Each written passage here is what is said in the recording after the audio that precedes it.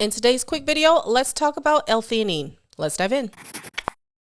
Theanine is an amino acid that is similar to glutamic acid and is most popularly known for being found in green tea. And in green tea, the general form that we find is L-theanine, which is what you see mostly in most supplements. But theanine could also be found in some foods like mushrooms as well. And most of the research regarding theanine has generally revolved around the extract from green tea, which is why we generally talk about L-theanine. There's more research happening now about L-theanine being used for its anti-cancer effects. It has been seen in some studies to actually enhance the effects of some cancer treatments, and also seems to mitigate some of the side effects such as diarrhea, loss of appetite that can come from things like chemotherapy. L-theanine has also been shown to be a great antioxidant, meaning it helps to scavenge free radicals, helping to reduce cellular damage, and also has some anti-inflammatory effects as well, and in some cases can help to reduce the loss or the decrease of glutathione, which again is another powerful antioxidant. It also has some immunomodulating effects, helping to boost the body's immune system when it's fighting off infection. But L-theanine is probably most known for its cognitive or central nervous system effects. It is often used as an anxiolytic, meaning it can help to decrease the symptoms of anxiety, and we do believe that this is because it actually helps to increase the neurotransmitter GABA.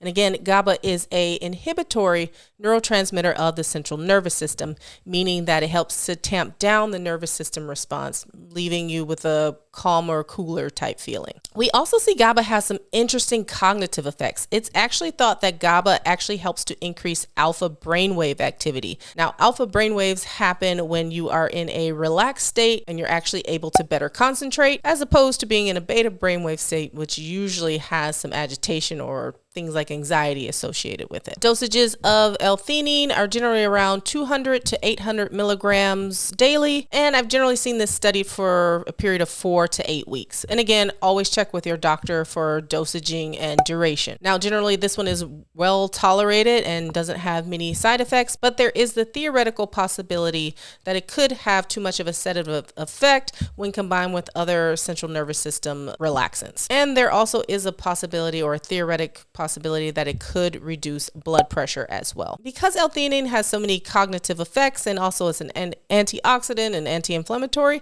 it's also being studied in other mood disorders and even other cognitive disorders. So things like dementia, Alzheimer's, even things like schizophrenia and depression. I find that this one is a very interesting and very powerful type of supplement. Now, how do I use this one? Generally, I tend to use this one with my clients who are burned out and suffering from things like brain fog, difficulty concentrating, difficulty thinking, lack of focus.